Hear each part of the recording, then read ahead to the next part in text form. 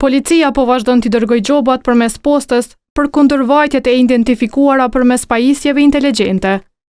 Këtë formë, madje forcat e rendit po e shpërndajnë edhe në rrjetet sociale duke bërë thirrje për respektim të rregullave të trafikut.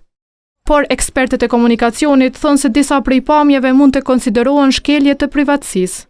Është konflikt mas por interese, është antikushtetuese, edhe shkelja privatësisë e cilët personit qoftë se ata e bojnë edhe fotografinë e bojnë publike, privatësia nuk mundet mu publiku, edhe pikërisht ka qenë edhe përpara, edhe në Gjermani dhe në Zvicër privatësia që është publiku, por ka pas pasoja ajo privatësi, pikërisht është ajo pse është ndaluar pastaj. Megjithatë, nga Agjencia për Informim dhe Privatësi tha për atë vend se deri më tani nuk kanë pranuar asnjë ankesë nga qytetarët për këtë çështje.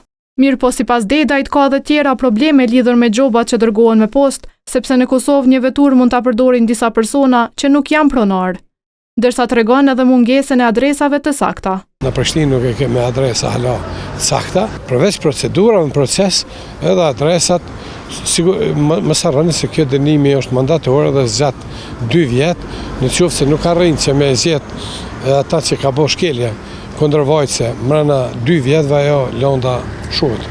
Sipas policisë, gjatë 3 muajve të parë të 2025-s, janë shqiptuar gjithsej 11.283 masa administrative kundërvajtëse, ndërkaq janë konfiskuar përkohësisht 268 leje drejtimi automjetësh.